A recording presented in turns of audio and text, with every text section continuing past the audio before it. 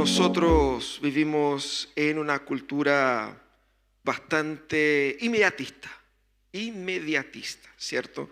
Seguramente los que tienen algunos años se acuerdan de la escena, ¿no es cierto?, del muchacho que fue al McDonald's y quería ahí su cuarto de libra ahora. Nosotros queremos cada vez las cosas más al instante. Y la tecnología ha favorecido esto, porque todo es muy rápido. La nueva generación no va a saber qué es lo que es enviar una carta y esperar 15 días que te respondan, ¿cierto? O simplemente tener que cargar o descargar en el Emul o esos programas de descarga del inicio de los años 2000, canción por canción, y esperar 40, 50 minutos por una única canción, ni hablar de videos y películas. Hoy día tenemos todo así como con mucha velocidad, y eso de cierta manera nos condiciona a que queramos las cosas más rápidamente. Y a raíz de todo eso los investigadores han descubierto, han estado analizando que las personas que saben trabajar el concepto de recompensa diferida llegan a tener más éxito en sus vidas. De hecho, incluso éxito en su vida física, en su vida profesional, en su vida familiar. ¿Qué es lo que es eso? Es la capacidad de resistir la tentación de una recompensa inmediata, esperando una recompensa posterior. Seguramente muchos de ustedes han escuchado del test del marshmallow, que es un test que se hizo ahí en los años 70, 60, 70 en la Universidad de Stanford, Estados Unidos, con una generación de niños y les entregaba a ellos la siguiente situación. Aquí está un marshmallow, usted lo puede comer ahora. Pero si usted espera aproximadamente 15 minutos, podrás comer 2. Uno ahora o 2 más adelante. Y se hizo un estudio con estos niños y se ha descubierto, bueno, que algunos no resistían la tentación y se lo comían y quedaban satisfechos con uno. Otros esperaban para recibir a los 2, muchas veces tratando de no pensar en el marshmallow, pensando en otra cosa para poder, ¿cierto?, obtener esa ganancia. Y la investigación ha mostrado que esos niños en la edad adulta se han registrado como personas que han tenido un mayor éxito profesional, una mejor salud física. Incluso hay un vínculo entre el porcentaje de grasa en el cuerpo de estas personas en comparación a aquellos que tenían una diferente resistencia a la recompensa diferida. Muy interesante. Pero ¿por qué estoy hablando de eso? Porque cuando nosotros pensamos en el cristianismo y en la vida eterna, pensamos que es así. Pensamos que la salvación es una especie de recompensa diferida, es decir, yo tengo que soportar ahora un sermón de 40 minutos porque al fin voy a estar en el cielo. Tengo que soportar ahora esto porque al fin lograré tal cosa. Y esa es una pregunta que queremos responder en esta mañana. ¿Es pensar la vida eterna un tema meramente de recompensa diferida? Algo que yo soporto no tener ahora para tener plenamente el futuro. ¿Es así que Jesucristo expresaba la idea de vida eterna o la idea de vida? Nosotros vamos a hablar hoy día sobre el texto que está en Juan capítulo 11, de los versos 17 al 27. Estamos viendo una serie llamada Yo Soy, donde estudiamos cada una de las 7 declaraciones de Jesús, en la que Él afirma, yo soy, y ahí completa con varias definiciones de sí mismo. Y hoy día la definición es: yo soy la resurrección y la vida. El que cree en mí vivirá aunque muera. Vamos a estudiar eso. Abre su Biblia ahí en Juan capítulo 11, el Evangelio de Juan, el capítulo 11, la Nueva Versión Internacional. Vamos a ir leyendo ese texto en la medida que vamos avanzando acá. El Evangelio de Juan. Nosotros hemos visto las últimas semanas Jesús siendo confrontado por diversas personas ahí, y en el capítulo 10 Jesús fue confrontado al punto de que las personas empezaron a tratar de quitarle la vida en aquel momento, y Jesús logró escaparse. Así que Jesús estaba en el norte, en Galilea, huyendo un poquito del calor del problema ahí en Judea, y mientras Jesús estaba ahí en el norte, recibe la noticia de que un amigo, muy amigo suyo, llamado Lázaro, estaba muy enfermo. O sea, eso es lo que vemos ahí al inicio del capítulo 11. Cuando vemos esta referencia a Lázaro en el capítulo 11, claramente sus amigos dijeron eso porque esperaban que Jesucristo, que había sanado muchísimas personas y había hecho muchos milagros, podría venir para ayudar a sanar a su gran amigo que estaba enfermo. Esa era la expectativa, por eso enviaron esa noticia. No es que llamaron a Jesús. Lo que vemos en el capítulo 11 es que le informan que Juan estaba enfermo y Jesús dijo, bueno, no se preocupen, eso no será Juan no morirá. Así que Jesucristo se quedó ahí por un tiempo.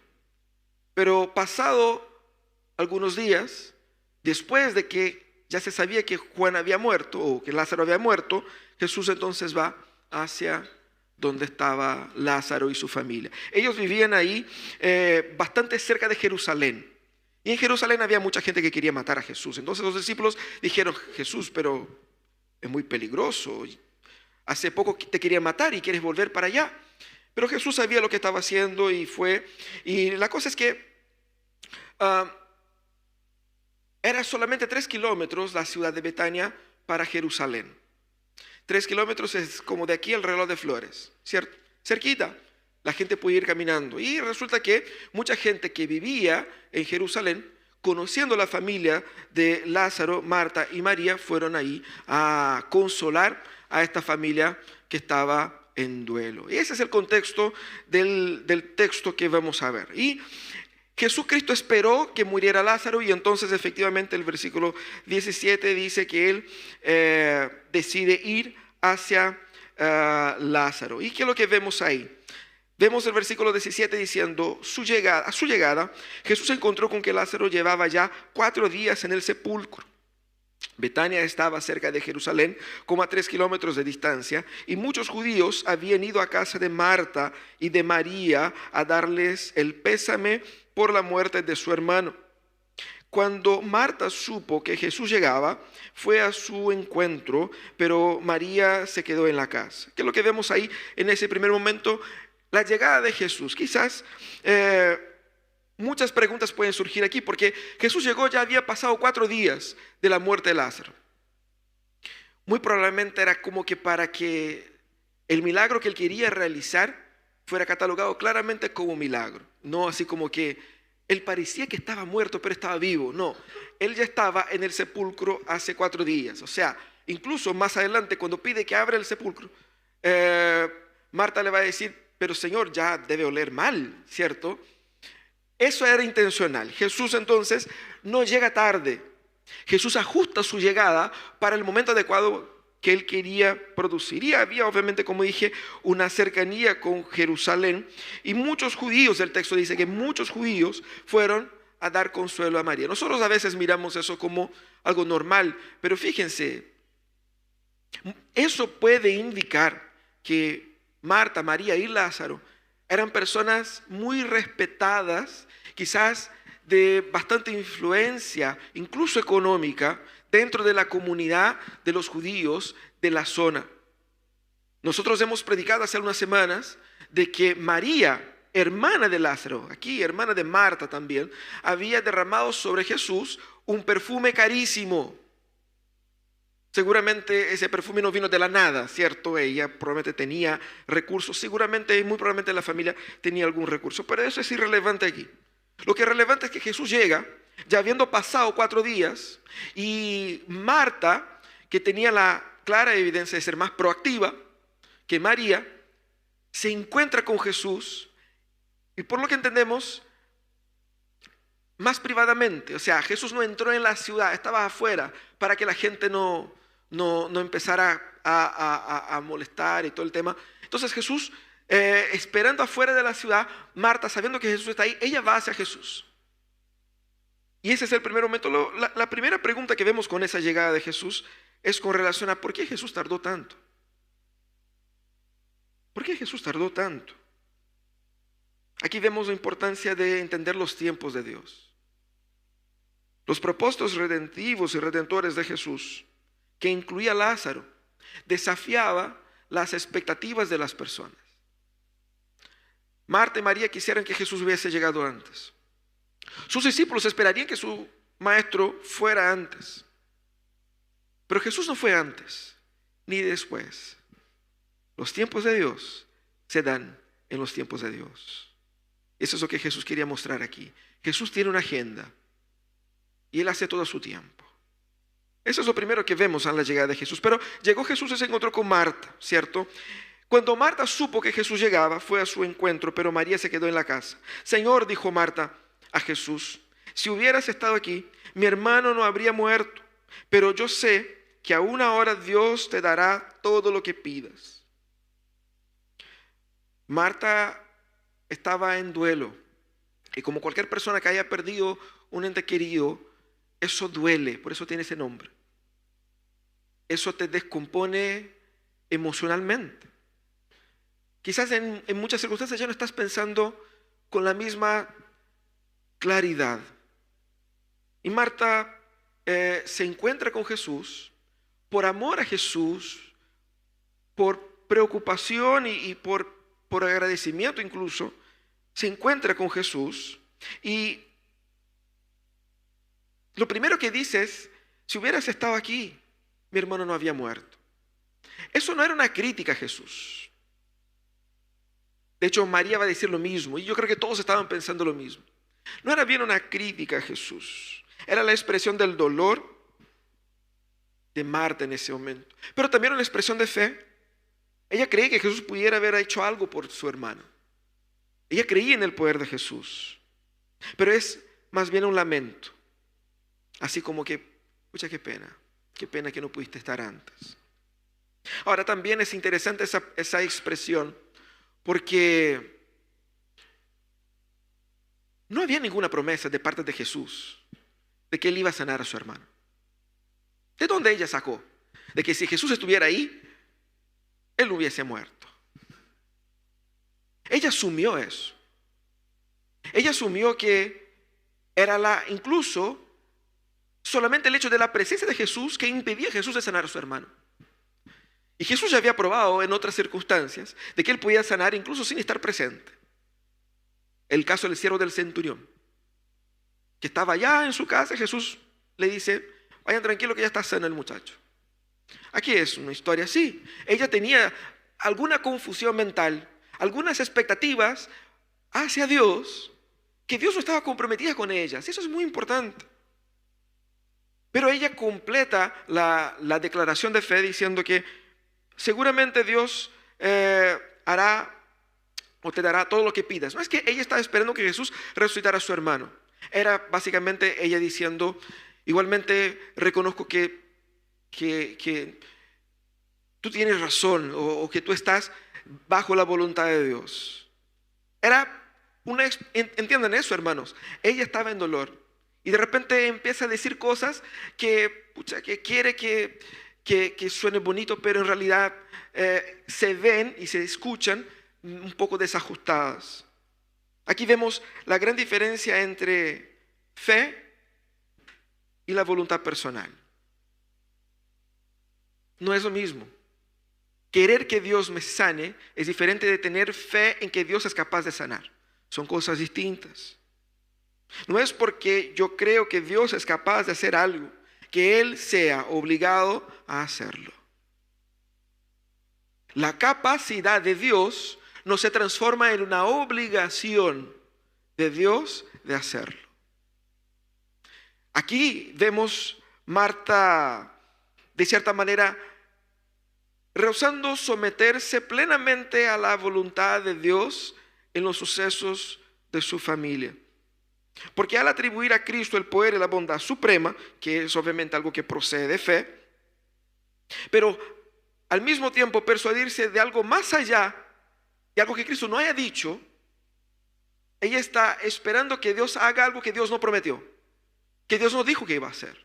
Y muchas veces nosotros reaccionamos de igual manera, jugando nuestra fe como una forma de obligar a Dios a hacer algo. Y cuando no pasa lo que queremos, nos frustramos.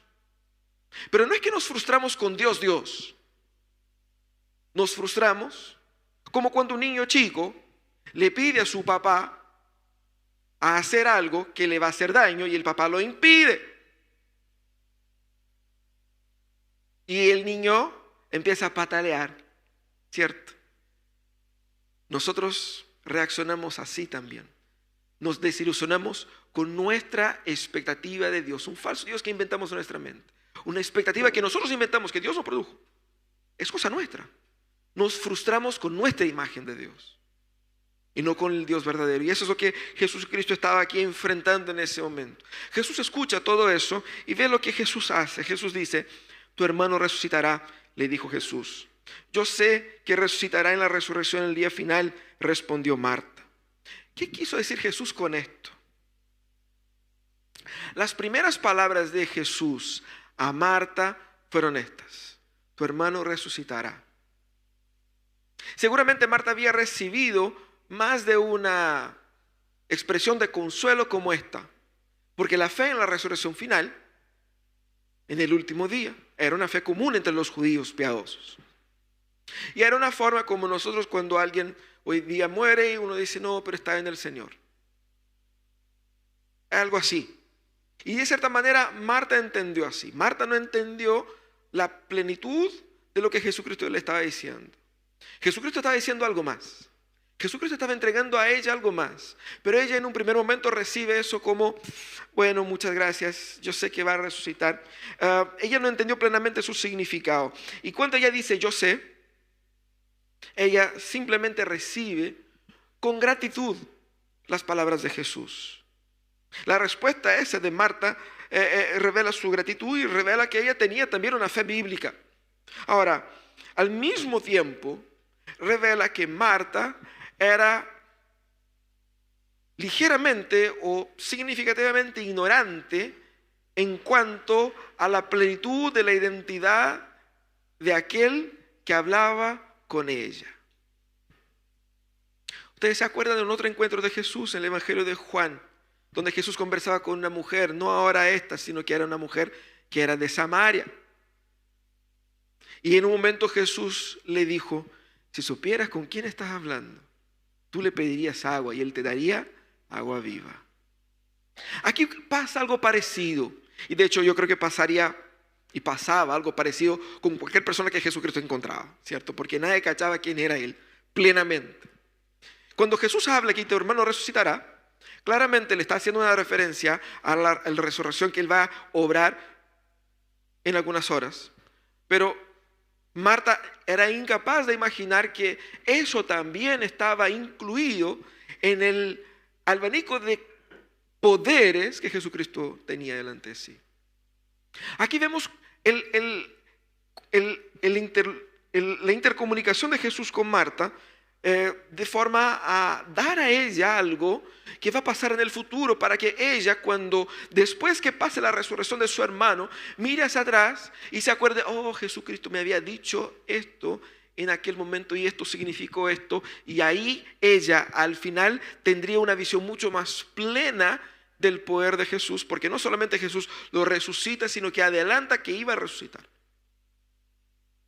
Entonces Jesucristo aquí dijo eso no solamente para informarla o no solamente para dar a ella algún tipo de consuelo. Más que nada, lo que hace Jesús aquí es hacerla partícipe de lo que él iba a obrar. Porque cuando Jesús dice: tu hermano va a resucitar, y si yo me lo imagino que iba a resucitar físicamente, ¿qué pasa en mi cabeza? Vamos para allá entonces, ¿cierto? Quiero ver esto. Yo estoy participando del milagro cuando sé que el milagro va a ser ejecutado. Y eso es lo que hace Jesús. La invita a ser partícipe de algo que va a suceder ahí. No la toma de sorpresa totalmente. Pero ella era aún incapaz de entender. Ella veía pero no veía. Jesús le dijo, pero ella no pudo ver. ¿Y cuántas veces nosotros reaccionamos así con las cosas de Dios? Está ahí. La palabra te lo ha dicho. Es evidente. Pero no ves. Y es eso lo que hace Jesús con ella. Al prometer, le da ese gesto de gracia, abriendo la puerta para lo que él iba a dar enseguida. Porque al claramente no entender las palabras de Jesús, Jesús sigue. Entonces dijo Jesús: yo soy la resurrección y la vida. El que cree en mí, vivirá aunque muera. Y todo aquel que vive y cree en mí no morirá jamás. ¿Crees esto? Todo el diálogo de Jesús con Marta aquí es un diálogo que tiene que ver con fe en la persona de Jesucristo. ¿Y qué es lo que hace Jesús aquí? Plenamente se revela. Marta dijo, no, yo creo que restará el último día, porque su mente todavía asociaba la idea de la recompensa diferida, un sufrimiento provisorio para una herencia definitiva y mucho más ventajosa. Pero Jesús cambia esto. Y Jesús rompe incluso la barrera de la situación de la muerte parcial de su hermano. Jesús empieza a hablar de algo más profundo acá. Jesús afirma, yo soy la resurrección de la vida. Y Jesús rompe esa barrera de lo típico consuelo al enlutado, invitando a Marta y a todos nosotros a construir una esperanza escatológica, y la palabra escatológica tiene que ver con el fin del tiempo, una esperanza del fin del tiempo, pero que no es para el fin del tiempo, sino que ahora. Como si Jesús trajera el fin del mundo para hoy. Nosotros no queremos eso, queremos el fin del mundo al final de la vida. Cuando sea viejo, cuando esté muriendo, cuando esté el fin de la vida, ahí pensaré, ¿qué me pasará cuando muera? Eso no es tanto un problema bíblico. Jesucristo cambia esa lógica. El problema no es qué es lo que va a pasar cuando mueras. El problema es que lo que pasa es ahora. Jesús trae ese problema escatológico para ahora y Él dice, yo soy la resurrección y la vida. Jesús aquí está llamando a Marta y a nosotros de una fe genérica y abstrata sobre cuándo eventualmente muera, resucitaré el último día, para un día que yo no sé cuándo, no sé cómo, no tengo mayores informaciones más allá de lo que vemos en las Escrituras. Él llama a ella para una fe personal y concreta en Él. Y Él va a decir, la resurrección soy yo. La resurrección no es un evento abstracto al final de la vida, soy yo. Yo soy la misma resurrección y la vida. ¿Qué es lo que Jesús quiere hacer aquí? Primeramente, lo que Jesús da a Marta y a nosotros es perspectiva. ¿Sabe qué es lo que es perspectiva? Seguramente usted ya compró algo por internet. Sobre todo si usted compra en algún sitio chino, es muy importante que vean las fotos, ¿cierto? Y la parte importante de las fotos es cuando ellos ponen un objeto de comparación para que veas el tamaño. Voy a comprar un tazón. ¿De qué tamaño es el tazón? Una foto solo del tazón no me da perspectiva, pero si yo pongo la mano de alguien, veré que es un tazón, no es un tazón miniatura, ¿cierto? Eso es perspectiva. ¿Qué hace Jesús? Jesús añade un elemento para dar a Marta una perspectiva más exacta de la fe. Él dice, yo soy la resurrección. ¿Y cuál es el elemento que Jesucristo trae aquí? Él quiere mostrar a Marta, Marta, entienda algo. El problema no es solamente la muerte física que experimentó tu hermano. Todos ustedes están muertos en sus pecados. La muerte no es un problema futuro. La muerte es un problema presente. Pablo va a decir eso claramente, porque todos estamos muertos en nuestros pecados. La muerte no es un problema para el fin de la vida, la muerte es un problema ahora. Pero estamos vivos físicamente. Tu cuerpo está muriendo. Tus neuronas están muriendo.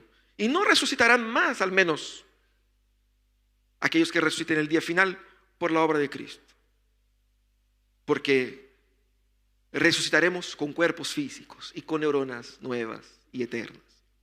Pero estas, las que estás ocupando en ese exacto momento, quizás pueden ser sus últimos instantes de uso. Algunas van, ¿cierto? El pelo de la cabeza eventualmente se va, quiera usted o no. las fuerzas también, las piernas ya no responden, uno ya no patea como pateaba antes, ya no corre como corría antes. Hermanos, estamos muriendo. Y ese decaimiento físico es un síntoma de una muerte espiritual que domina la raza humana. Cristo se presenta acá y nos da perspectiva. El problema ya está aquí, el problema no es un problema futuro. Por lo tanto, tengo esa otra perspectiva de que Él es una solución para un problema de la hora. Y más, Él dice, yo soy, no es yo doy, no es yo hago resucitar. La resurrección soy yo. En otras palabras, solamente por la fe en Cristo, solamente por una comunión profunda con Cristo, es que el problema que yo enfrento ahora y el problema del cual no puedo encontrar solución en otro lado y tampoco puede escapar, solamente en Él. Y Él se pone en una posición exclusiva aquí de que solamente en Él tenemos la solución para el gran problema humano, que es la muerte espiritual. Ahora, con eso Jesús nos da una otra perspectiva de la fe y de la vida, porque ya no es más un problema para el fin de la vida. Quizás los jovencitos, los adolescentes, yo no necesito pensar en eso ahora. Eso es un problema para ayer, no para mañana. Y eso es lo que Jesús está diciendo.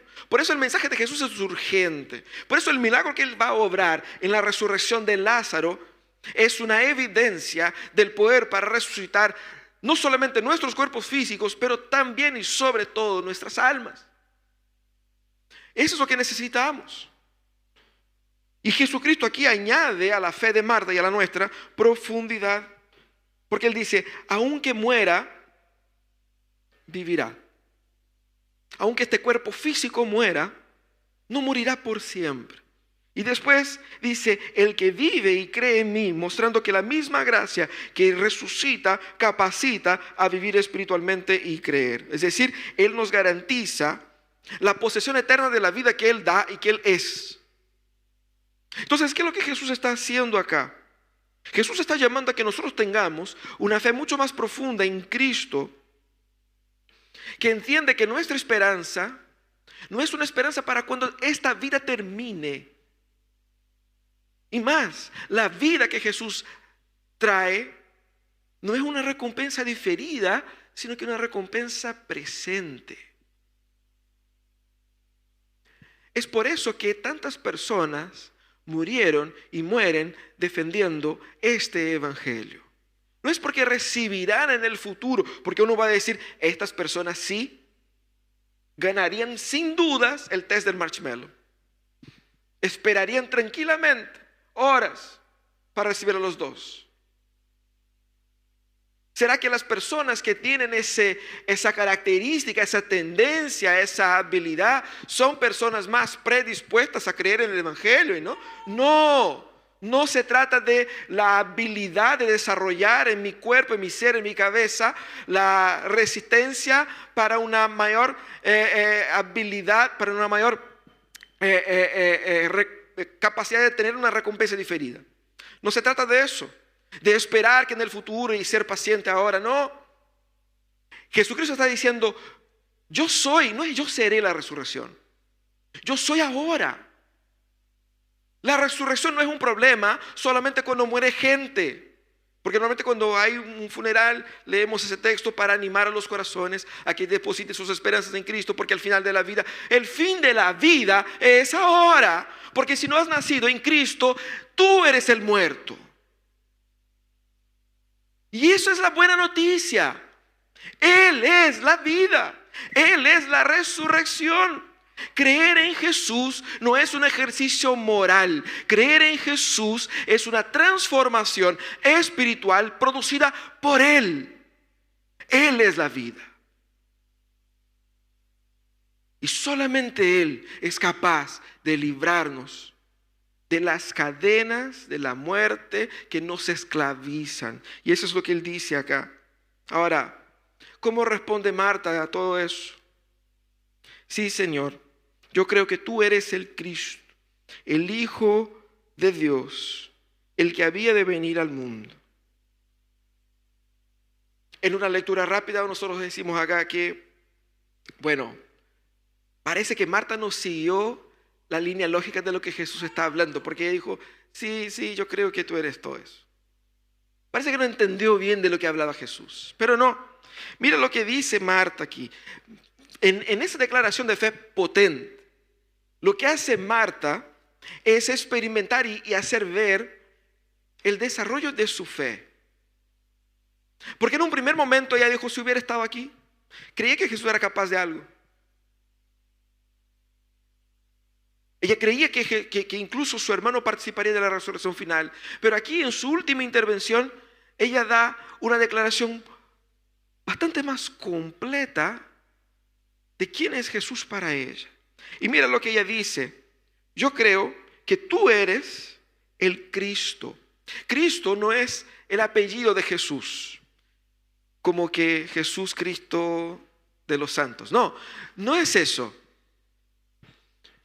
Cristo es un término, aquí en ese texto en griego, que es la traducción de un texto, de un término hebreo, que nosotros llamamos Mesías, que significa el ungido, que hace referencia a este ser humano y divino que Dios había prometido al inicio de la historia a Adán y Eva, que iba a destruir el poder y la muerte, el poder del pecado y la muerte. Eso era, que fue esperado a lo largo de todas las generaciones y que se consolidó como la expectativa mesiánica, que sería el rey venidero que se sentaría en el trono de David y reinaría para siempre, que traería el pueblo de Dios a un gran reino y que gobernaría por sobre todas las naciones y que resolvería el problema humano. Lo que está diciendo Marta acá es que aquel personaje clave, único y poderoso de la historia es quien está hablando con ella. Y ella dice, no solamente eso, es el Cristo, añade el Hijo de Dios, haciendo una referencia clara a la divinidad de Jesús. Eso es fuerte. Para un judío, eso es, para la mayoría, eso es herejía. De hecho, a Jesús lo crucifican porque Jesús se decía el Hijo de Dios. Y ella declara, tú eres Dios encarnado. Y termina diciendo, el que había de venir al mundo. Tres expresiones para referirse a lo mismo a Jesús. Esa, y ustedes saben, los hebreos tienen una predilección por jugar con los números de las cosas. Y el número 3 es un número muy importante, ¿no es cierto? Tenemos el Padre, el Hijo y el Espíritu Santo. Se utiliza muchas veces para referirse a algo que es pleno. Por eso los ángeles cantaban ahí en los profetas, santo, santo, santo. Exactamente para dar la indicación de la plenitud de la santidad. Y aquí, ¿qué es lo que vemos? Marta diciendo, yo creo que tú eres totalmente aquel Mesías prometido. Esa declaración de Marta sobre la identidad divina de Jesús confirma que ella tiene su fe en Jesús como su única esperanza. Pero hay un detalle aquí. Lázaro todavía está muerto. Es fácil creer después, ¿no? Después que el milagro ya se hizo, y de hecho la mayoría de las personas, Jesucristo quiere obrar ese milagro para consolidar la fe de sus discípulos. Aquí vemos una discípula de Jesús, antes del milagro declarando su fe en Jesús. ¡Qué hermoso! ¡Qué hermoso! La fe de Marta fue de menos a más. No por causa de los milagros que Jesús hizo, sino que por medio del encuentro con Jesús. A veces uno espera que pase algo en mi vida, que Dios haga algo para que yo le crea en Él. Pero ¿sabe lo que hace Dios? Para que caminemos hacia la fe en Él y crezcamos en fe en Él. Él se hace conocido a nosotros. Eso es suficiente. Somos llamados a creer como Marta. Y para creer como Marta hay que nacer de nuevo. Porque los muertos no creen. Y eso es lo hermoso, porque Dios produce vida en nosotros. Y esa vida que Él produce crece en fe. Y es exactamente Marta aquí al exponer ante Jesús su angustia, su desorientación teológica delante de Jesús. Se permite por medio de la conversación privada con Jesús ser guiada a una fe completa. Y eso es lo que Dios quiere para ustedes, que ustedes tengan una fe completa, no una fe genérica en lo que esperamos pasar en algún día en el futuro. No, una fe para hoy. Quiero resucitar hoy día. Yo quiero la nueva de Jesús hoy día. Yo quiero encontrarme con Jesús hoy día. Porque Jesús está disponible hoy. Él es la resurrección y la vida hoy. Y Él es la certeza de que al tener esa vida, no moriremos jamás. No es solamente la muerte física, la muerte espiritual, la muerte emocional, la muerte existencial. Porque muchas personas están vivos físicamente, quizás gozan incluso de buena salud, pero están al borde de la muerte emocional, al borde de la muerte social, que están totalmente desilusionados con su vida, con su futuro, con su propósito. Cristo vino para traer vida. Vida para ustedes, vida para sus matrimonios, vida para sus cuerpos. No sabemos cuántos años nos quedan. En 20 años más, ¿cuántos de nosotros estarán acá? En 40 años más. La vida es muy breve. Pero lo que Jesús viene a decir es importante. Que solamente la fe en Cristo, una fe en Cristo ahora, puede hacernos romper la barrera de la fragilidad de la vida. Porque cuando pensamos así, el sentido, cuando pensamos que la vida es breve, que todo eso se va a acabar y que se genera en nosotros un sentido de ¿para qué? ¿De qué sirve? El libro de Eclesiastés trata exactamente de eso. ¿De qué sirve hacer todo ese esfuerzo, trabajar tantos años, si cuando me muera no llevo nada? Y si mi hijo que no hizo nada se lleva una vida de rey, cuando yo era a su edad un pobre miserable. ¿De qué sirve? ¿De qué sirve trabajar tanto si al final los que tienen más ganan más, los que tienen menos ganan menos? ¿De qué sirve trabajar tanto si la vida no tiene sentido? Si es todo correr detrás del viento, que es lo que hace Jesucristo. Jesucristo va a decir que la vida es correr detrás del viento, solo para aquellos que están muertos espiritualmente. Pero para aquellos que están vivos, la vida está plena ahora. En el futuro se consolidará con la plenitud de vida, pero la vivimos ya ese adelanto ahora. Deja de vivir una fe superficial en Jesús. Ahora, lo que sí, alguien tiene que morir. Y quien tiene que morir aquí es tu viejo yo, es tu vieja vida. Jesucristo dijo eso. Tu viejo hombre tiene que morir para que el nuevo pueda nacer. Y a veces queremos resucitar quien debiera estar muerto. Jesucristo viene a traernos vida y a mantener muerto nuestra vida de pecados. Deposite su fe en Jesús, en quien Jesucristo realmente es. Pida a Jesús que puedas desarrollar, así como María o como Marta, una fe que va de menos a más. Una fe menos genérica, menos creo en el Diosito, en el de arriba. Creo que me va a apañar, creo que a una fe más concreta en el Mesías. Porque la vida está en Él, con Él.